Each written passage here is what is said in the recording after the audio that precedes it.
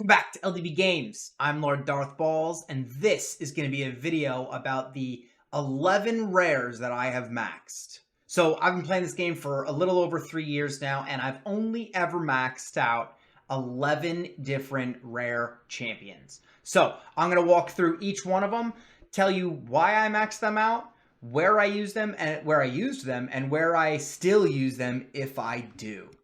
Right, so let's get into my champions here. We'll scroll down to my 60 rares, and you'll notice we're starting off strong, right? I've maxed out Cold Heart, and I love her so much that I've maxed out 3. I only counted this as 1, so if you really want to hold me to it, it's really kind of 14, but it's a unique champion, right? Cold Heart is maxed out. And I use all 3 of these somewhere in the game. My main one is for my main spider farm team, right? She's built massive crit damage, 322 crit damage. She's built in Savage. She's built to hit like a truck, and she's still got enough accuracy to reduce the turn meter in most areas of the game. Second one I maxed out is for Scarab. She's built in Destroy. She's got 262 crit damage, and I use her for the lower levels of Scarab, right? I have a solo farm team with Urost, which I just did a video on. I'll pin to that up top. But when I'm not using Urost to solo it, I'm using Cold Heart in a different team. I did a video on that as well, a bit more of a free-to-play friendly team. I'll pin to that up top for you to check out. And then the third one I built specifically for floor 120 in the Hard Doom Tower, Dark Fae, Astranix the Dark Fae. And I built her with a lot more accuracy and a bit higher speed, and I was able to keep her crit damage relatively high, right? Not really compared to the other 2 Cold Hearts, but it's still a decent amount of crit damage for some damage. But the big thing was the speed and the accuracy in that fight. Next up down the list is Bellower. Bellower, I have built in a stun set, and I maxed him out for Faction Wars.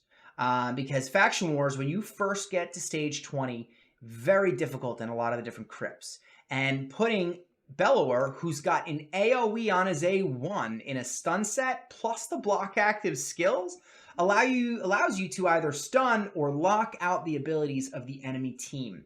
Now, Bellower is a really cool champion because every single one of his hits is an AoE, and he's got incredible debuffs on each AoE, right? His A1's got block active skills, his A2's got decreased speed, and his A3 has decreased attack and decreased defense, albeit they are the weak ones. Still, incredible champion, can be a top tier campaign farmer as well. However, I have him built specifically to handle Faction Wars when I need to use.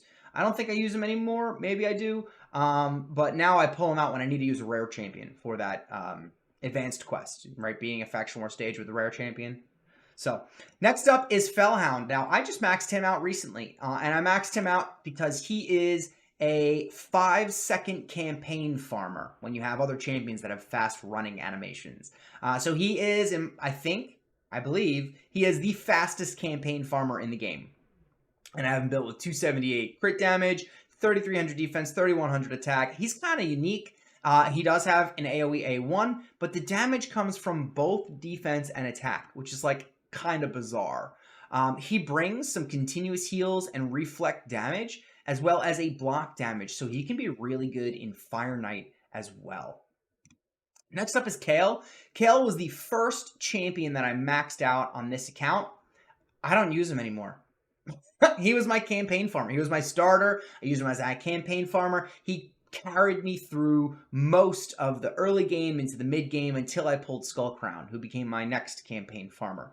So at this point, Kale's a Vault Guardian. He's not even completely built. I tried playing around with him in Bloodthirst, but he just doesn't get play on my account anymore, so he hangs out in the vault. Painkeeper, I maxed out when I got my first Maneater, because Painkeeper's A3 decreases the cooldowns of all skills by 1 turn, right? So there's a budget Maneater that uses Maneater comp that allows you to remain unkillable with a Painkeeper. And then I pulled a second Maneater, and now she's still used in my double Maneater team, which is like my easy nightmare team. I have a video to that as well. I'll pin to that up top. Muckstalker is probably my most recent max, and I do still use him. I maxed him out for the Sand Devil Necropolis, because out of his 2 abilities, one of them has a not a guarantee, has a 100% chance of a sleep, right? And it places it. So the affinity doesn't matter. Nope, it does. He attacks him and it places a sleep. So affinity does matter, excuse me. But this sleep is a key component to completing the Sand Devil's Necropolis. I have a video out on farming stage 7 right now. I'll throw that up top for you guys to check out as well. Apothecary, I maxed out early on for the arena. He is an incredible speed booster because he's got an increased speed and a turn meter fill, which combined make a very powerful combination for speed teams. So before I had Arbiter, before I even pulled Gorgrab, Apothecary was my speed booster in the arena, and he's got an incredible heal. I'm pretty sure he's the only champion that has a critical heal, which just exponentially increases the amount of healing that he does. Oh, he's still built. Is he? Okay. I don't use him anymore. I think maybe I'll toss him into faction crypts when that advanced quest comes around, but he pretty much lives in my vault at this point. Renegade, I have maxed out, and I use her because I still haven't found a Chimer. I have been looking for a Chimer for ages. And the reason I use Renegade is because her A3 decreases the cooldown of all ally skills by 2 turns. So she comes into my Seer Wave Clear team, as well as some kind of random spider teams that I've built in the past. I've used her in Fire Knight. I've used her in Dragon. She can come into anywhere that you have a top tier damage dealer that needs their abilities back for another wave. Right, if you get the speeds done right, Seer can clear through the first 2 waves in a 3-wave round in like 15-20 seconds. It's pretty incredible. So I still definitely use her. Gear Grinder, I maxed when I was trying to 3-star Ogren Tribes Faction Wars. And the reason being is he was the only revive that I had in the entire faction. It is only a single revive, but it was good enough for me to 3-star stage 20. And he's got an AoE heal too, which is really nice for just keeping everybody alive. And his A1 puts a continuous heal buff on himself. So while he's not completely built, I think sometimes he does. No, I don't think he comes into my teams anymore. I'm pretty sure he just hangs out in the vault, banging his head against the wall. Reliquary Tender. I maxed out when I was first getting through Algreth the Nether Spider. Because I pulled Bad L very early in my in playing this game, and Bad L is a top tier cleanser. But the downside for Bad L for Algreth is he's an AoE hitter. His only attack is an AoE. And you really want to focus on single target abilities for Algreth so you don't get the counterattacks. Right, in Algreth, every time a spider counterattacks, it heals the main spider, which is really annoying. So Reliquary Tender comes in with a single target A1, a full team cleanse with continuous heals on a 3-turn cooldown on the A2. Top tier cleanse here. And a revive, a single target revive, which is pretty nice. So while I don't use her anymore, I did showcase the team that I used her in an Algreth video I put up recently. I'll pin to that up top for you guys.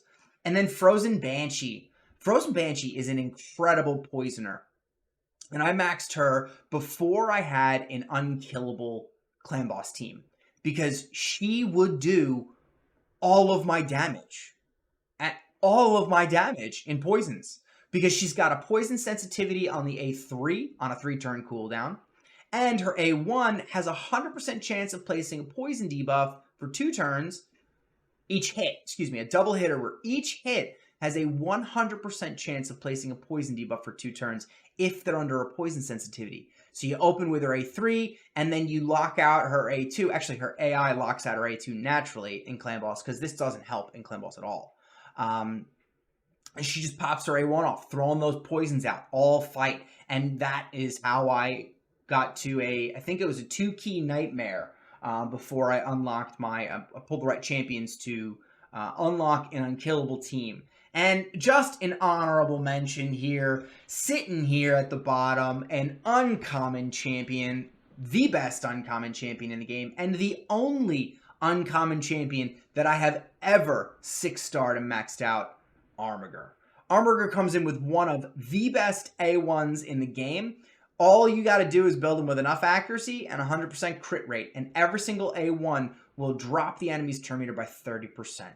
Not to mention, he's got an enemy max HP ability on his A2, and it's a block revive. So if you're having trouble with Ice Golem, you can bring him in and start block reviving all of the 2 adds, right? So that when Clysis uses his Frigid Vengeance, it doesn't revive them, it doesn't pick them back up, and it makes the fight so much easier. He also is top tier in Spider. If you're having trouble getting through 20 or some of the higher stages and you're using the HP burn tactic, this turn meter reduction is insane for keeping that Spider's turn meter down. So there it is, guys. That's, what did I say? 12? That's 9, 11, 10, 11 different rare champions. 13 if you count my other 2 cold hearts, and an uncommon that I've maxed out in the 3 years and change playing. And at this point, if we're looking at unique champions, 1, 2, 3, 4, 5, 6. I use 6 of them. Which rare champion that you've maxed is your favorite? Let me know down in the comments. I'd love to hear about it. Tell me who they are, when you max them, what you max them for, and what teams you use them in right now. So that's what I got for you guys. I'm Lord Darth Balls. I'll catch you all in the next video. Enjoy your raid.